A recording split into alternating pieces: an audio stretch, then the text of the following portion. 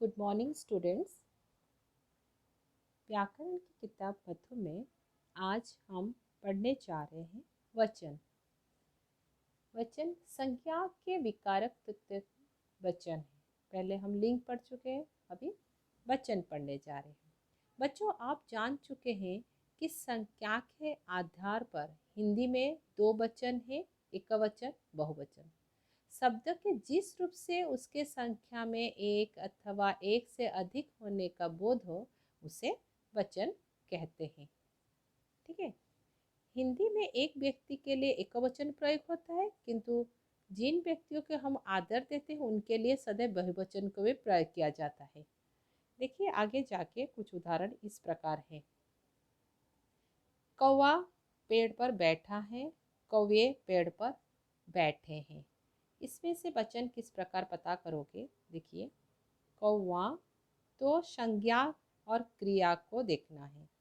यहाँ पर लिखा है कौवा पेड़ पर बैठा है, तो यहाँ पर कौवा एक है तो एकवचन।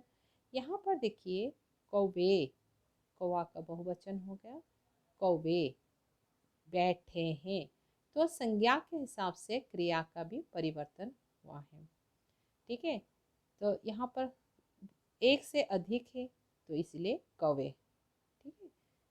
और एक चित्र देखिए, इसी प्रकार ऊपर के वाक्य में कौवा और महिला शब्दों को उनके संख्या में एक से अनेक होने की पता चलता है।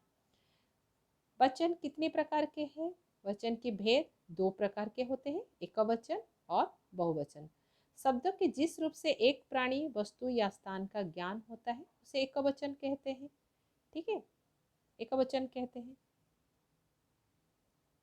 चाचा जी पौधा लगा रहे हैं।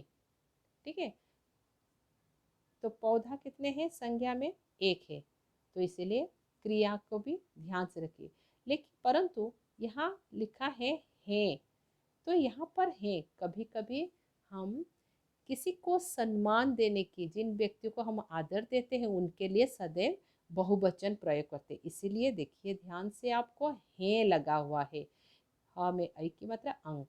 ठीक है, तो कभी कभी हम एकवचन में भी हम लोग आदर पूर्वक किसी को सम्मान देते हैं तो क्रिया बहुवचन हो जाता है। यह घड़ी दीवार पर टांग दो। ठीक है, दादाजी छड़ी के सहारे चलते हैं। यहाँ देखिए दादाजी एक सम्मानीय व्यक्ति है, उनको आदर देते हैं, सम्मान देते हैं, इसलिए यहाँ पर है।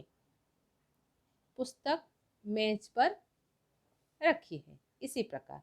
ठीक है, ऊपर के वाक्यों में रंगीन पद के एक वस्तु प्राणी बोध करा रहा है, इसीलिए एकवचन है। शब्दों के जिस रूप में अनेक प्राणी, वस्तु या स्थानों का ज्ञान होता है इसे बहुवचन कहते हैं। हाँ, ये पेंसिलें बड़ी सुंदर है, पेंसिलें। ठीक है, आकाश में चिड़िया उड़ रही हैं। चिड़िया आप किस प्रकार पहचानोगे ना? चिड़िया का बहुवचन होता है चिड़िया।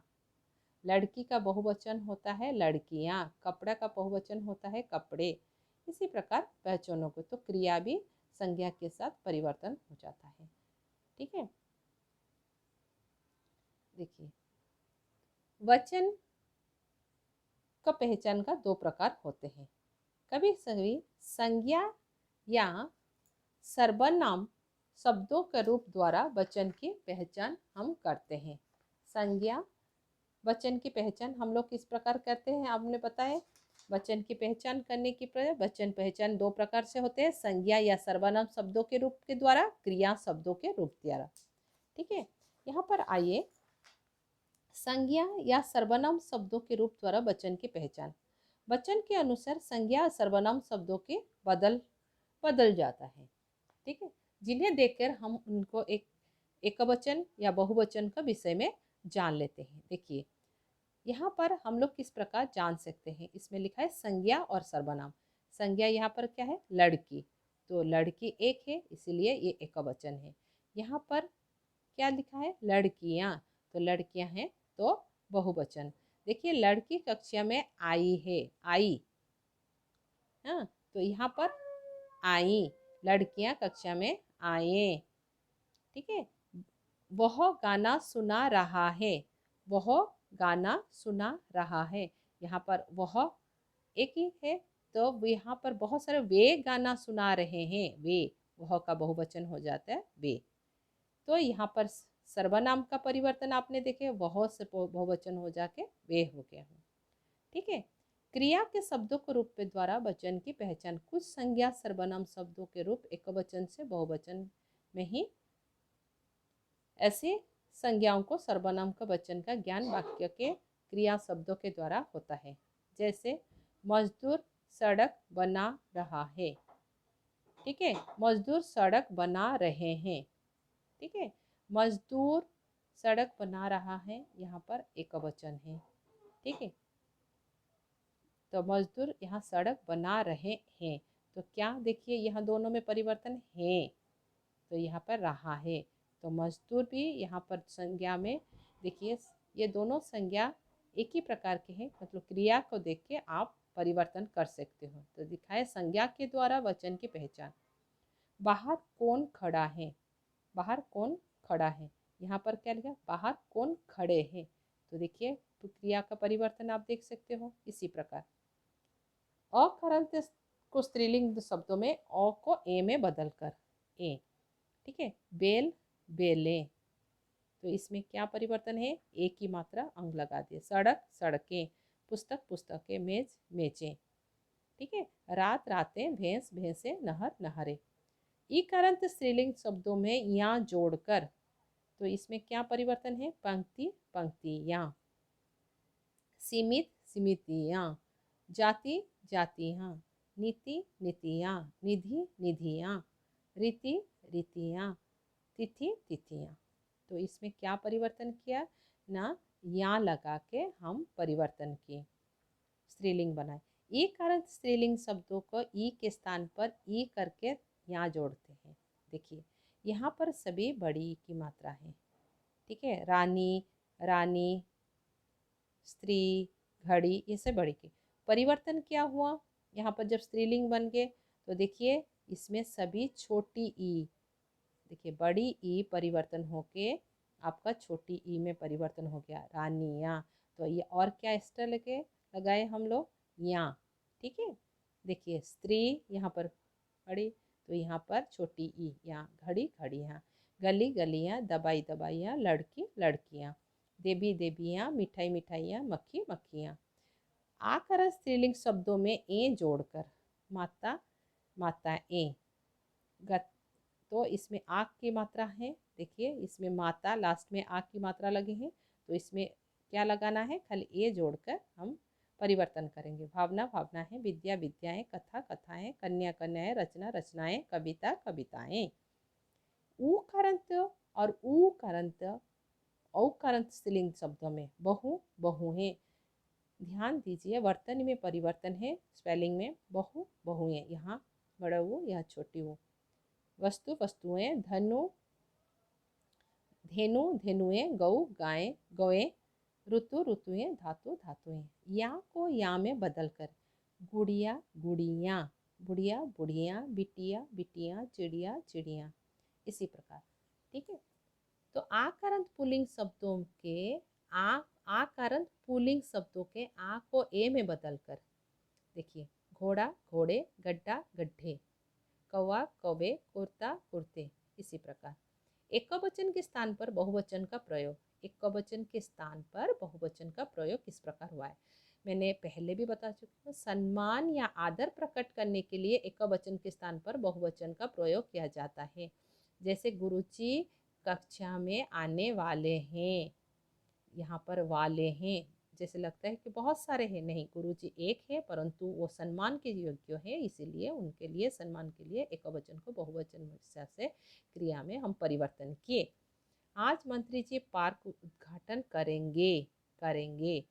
ठीक है, करेगा नहीं कर सकते हो, करेंगे, सम्मान देने की स्थिति में। अपना बड़प्पन प्रकट करने के लिए एकवचन स्थान पर बहुवचन प्रयोग किया जाता है। जैसे राजा बोले हमें एक साहसी और ईमानदार सेवक चाहिए, हमें, हाँ, मैं नहीं, हमें। तो यहाँ पर भी बहुवचन का सर्वनाम में बहुवचन का प्रयोग किया जाए, सम्मान योग्य। हमने कहा कि तुरंत भीतर जाओ, आदेश के हिसाब से, बड़ों को आदर के हिसाब से आदेश करके हमने कहा कि, यहाँ सर्वनाम में भी परिवर्तन देख लीजिए। आदर प्रकट करने के शिष्टाचार पालन करने के लिए तू के स्थान पर तुम और आप प्रयोग करते हैं। आप कहाँ जा रहे हैं, तो यहाँ पर भी क्रिया में परिवर्तन देखिए। तुम 2 दिन के लिए और रुक जाओ। प्रसिद्ध और दोष बताने के संदर्भ में बहुवचन होने पर भी जातिवाचक संज्ञा में एकवचन का प्रयोग किया जाता है। हापुड़ का पापड़ बड़ा प्रसिद्ध है। प्रसिद्ध या दोष बताने के संदर्भ में भी बहुवचन होने पर भी जातिवाचक संज्ञा में एकवचन हो जाता है।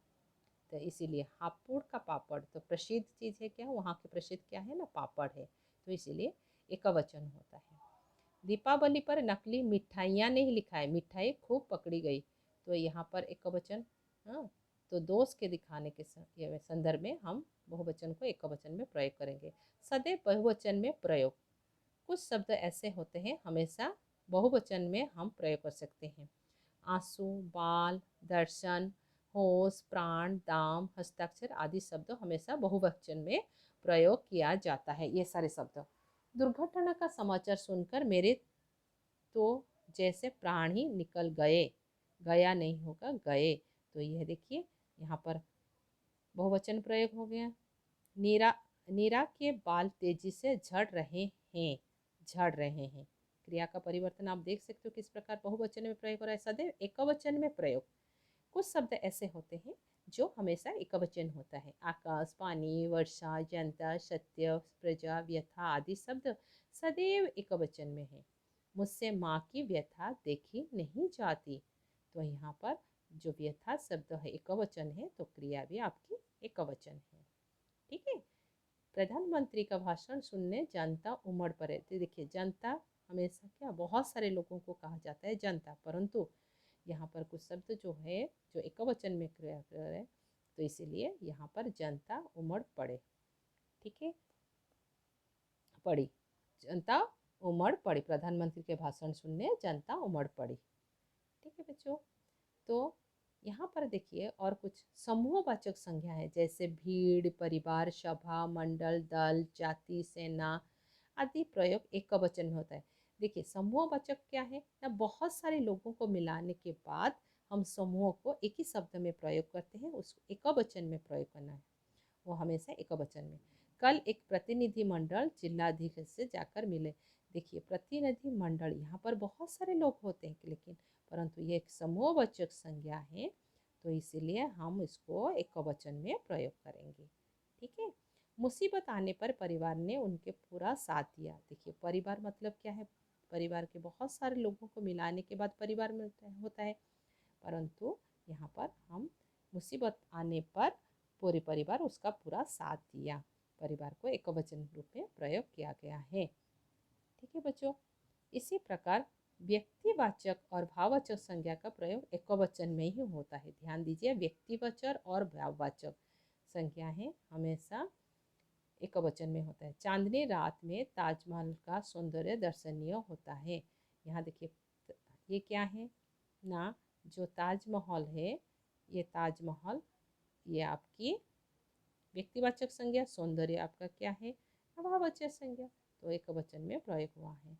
उसका बचपन अभावों में बीता, बचपन और उसका उसका अभी आप समझ सकते हो। तो द्रव्यवाचक संज्ञा का प्रयोग एकवचन में भी होता है, जैसे आजकल सोना बहुत महंगा हो गया है, सोना एक द्रव्य है, तो ये प्रयोग एकवचन में ही होता है। उसने पुराने लोहा कबाड़ी को बेच दिया। ठीक है। संबंध दर्शनीय वाले पुल्लिंग शब्दों को दोनों वचनों में एक समान में रहते हैं, जैसे मामा, चाचा, दादा, नाना आदि। ठीक है। ध्यान दीजिए बच्चों, इस विषय को ध्यान से पढ़िए। शब्दों के जिस रूप से उसके एक या अनेक होने के पता चलता है उसे वचन होता है। वचन के दो भेद होते हैं, एकवचन, बहुवचन। वचन की पहचान संज्ञा, सर्वनाम शब्दों के रूप और क्रियापदों के प्रयोग से ही होती है। आदर प्रकट करने के लिए एकवचन के स्थान पर बहुवचन का भी प्रयोग होता है। समूहवाचक संज्ञाएं एकवचन में प्रयोग होती हैं। द्रव्यवाचक संज्ञा में एवं भाववाचक संज्ञा में एकवचन में ही प्रयोग हो जाती है। संबंधवाचक पुल्लिंग शब्दों दोनों वचन में एक समान रहते हैं। Okay, thank you.